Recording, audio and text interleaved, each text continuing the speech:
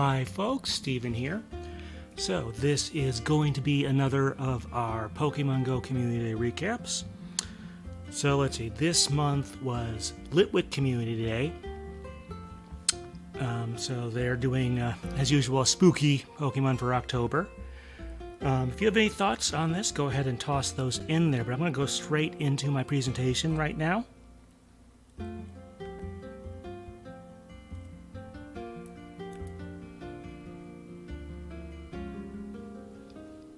Just double checking that thing over there.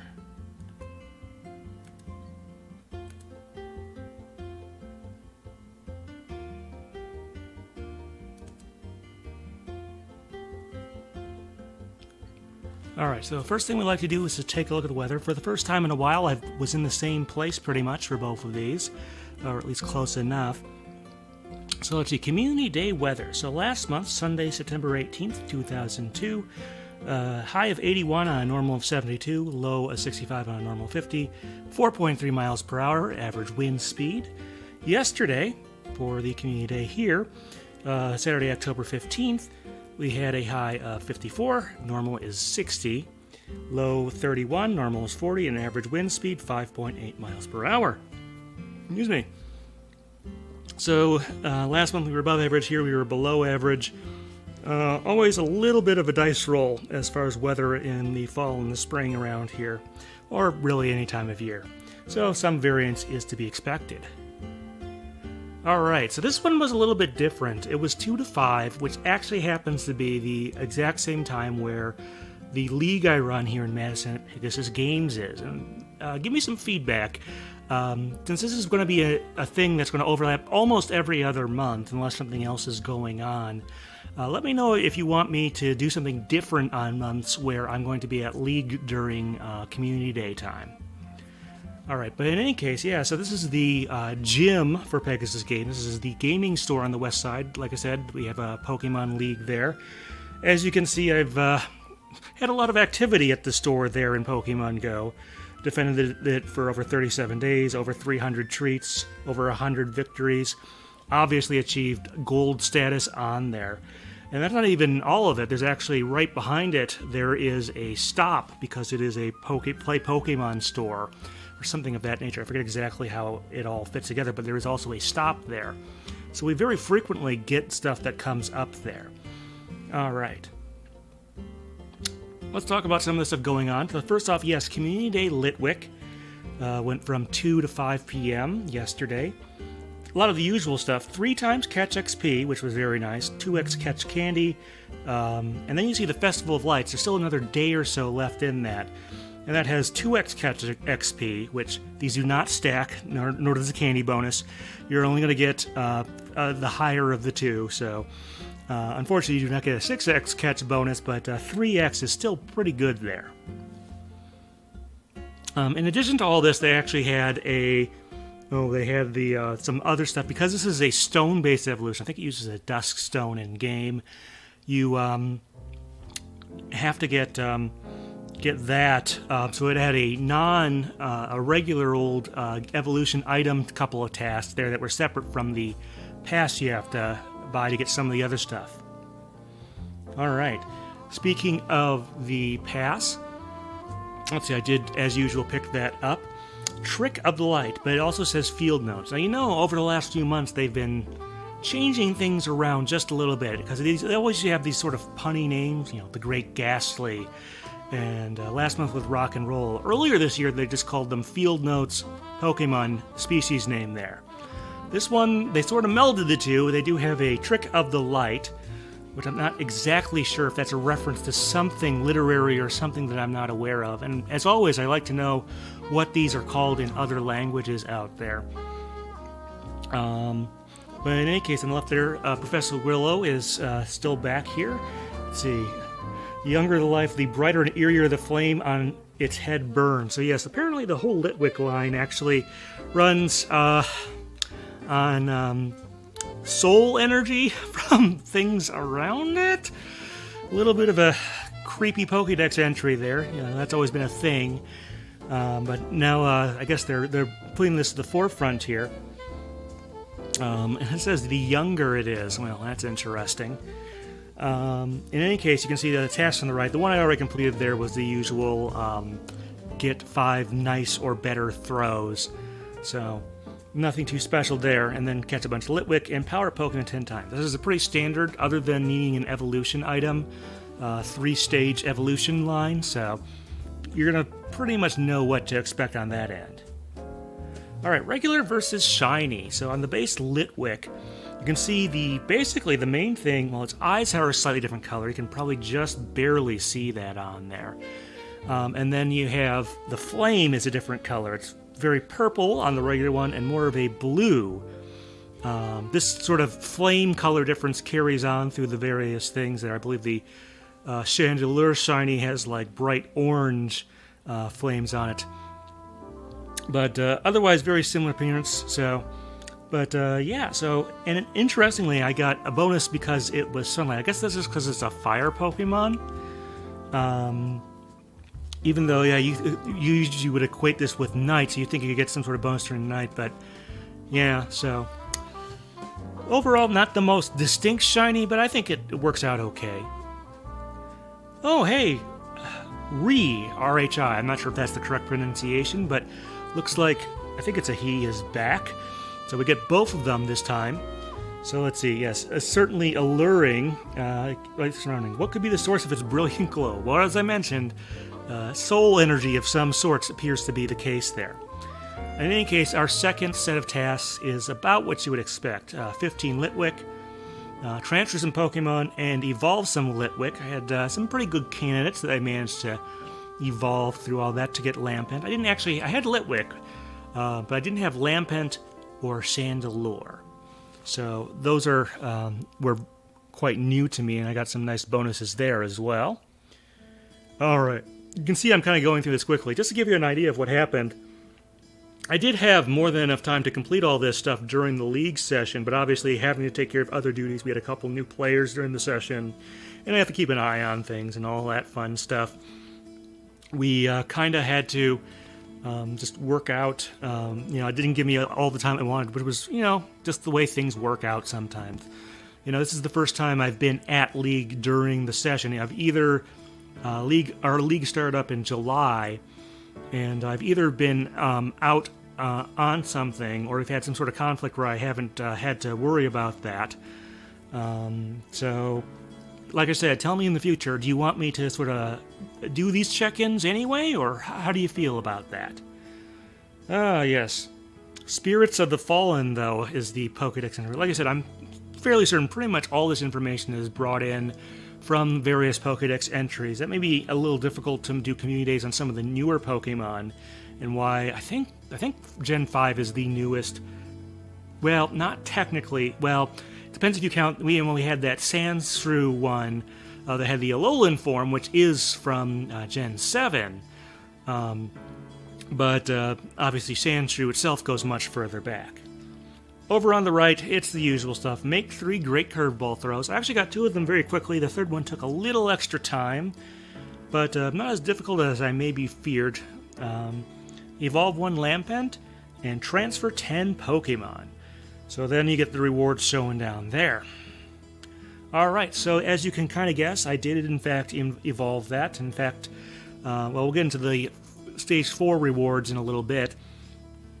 But let's see, so we have that on the left, there's the Chandelure, one of them.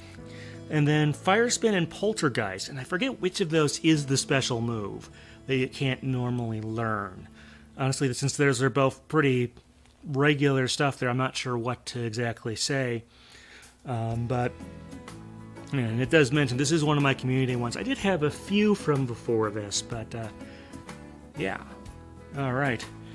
Now, I did want to call out this line. This is from, obviously, the last phase where we get to hear from Rhea again. It says, no matter how dark the world becomes, a little light always persists. And I do wonder if this had occurred, if the last couple of years had not been what they were, I do wonder if they would have gone through and put it in a phrase like that.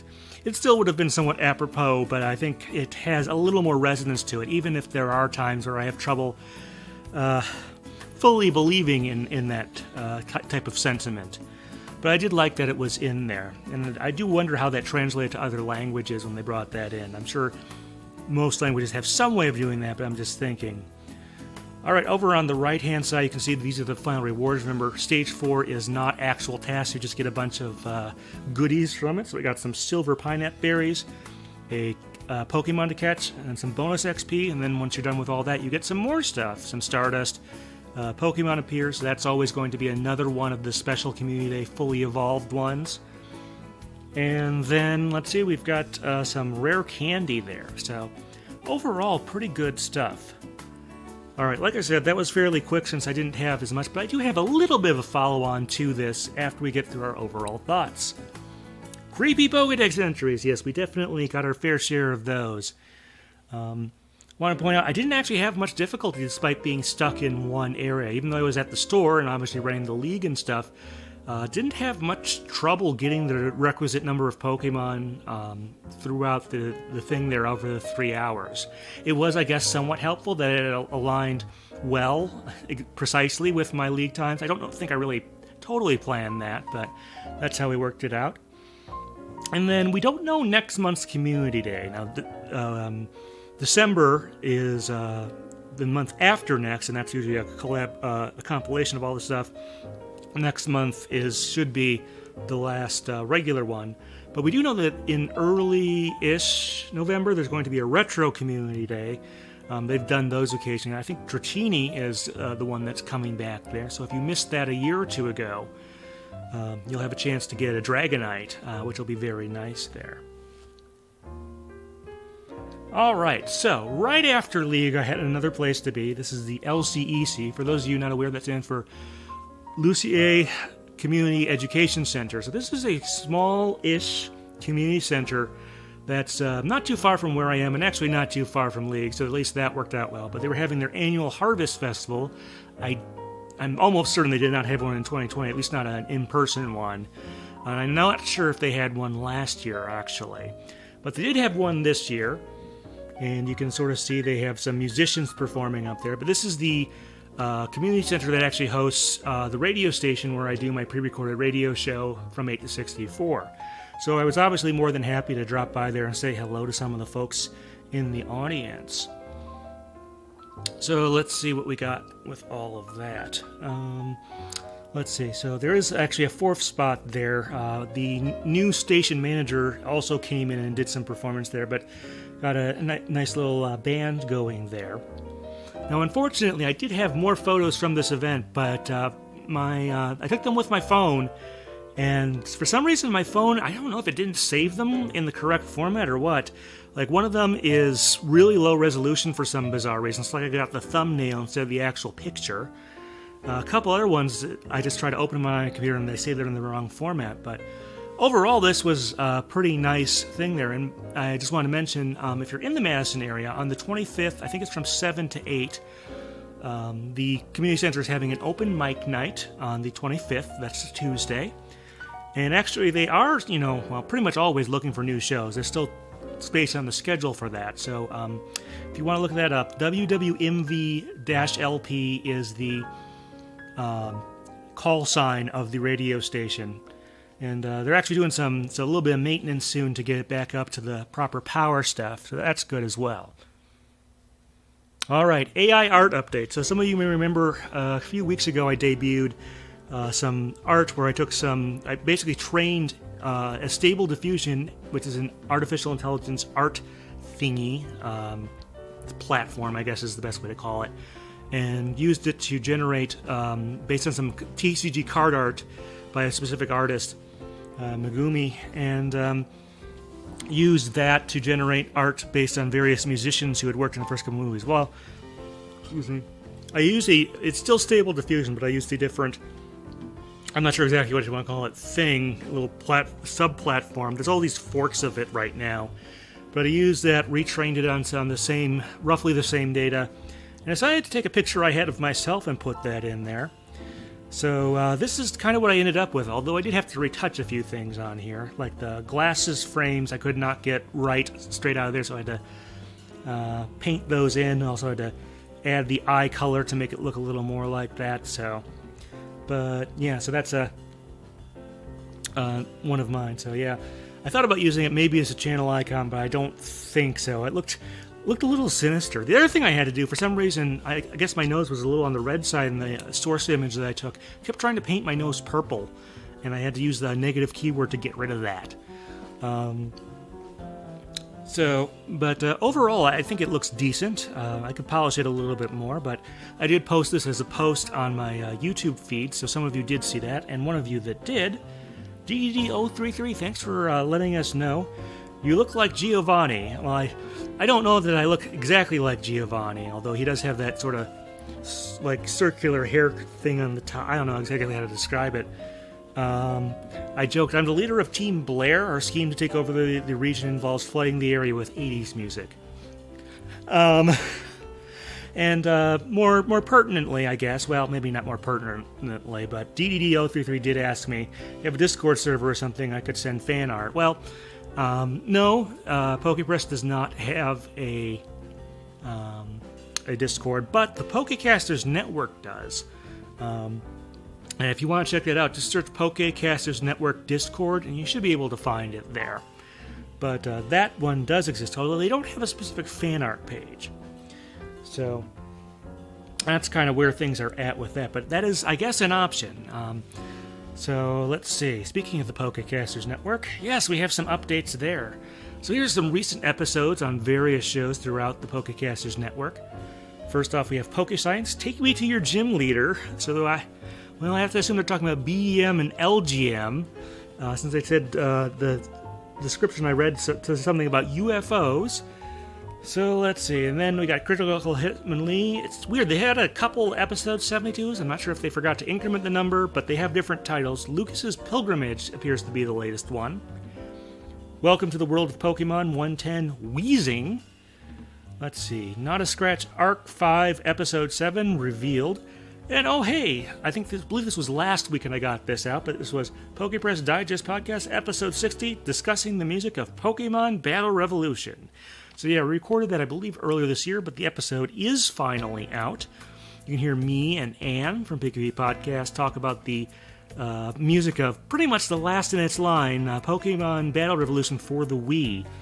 They haven't made another stadium-type game like that since. Maybe there's not a need anymore, but yeah, so those are some things to keep you busy for a while. Like I said, any comments on the community, please put those in. Any questions about the channel, we'll keep working through that. All right, well, that covers the presentation there. Like I said, any questions, you can go ahead and type those in.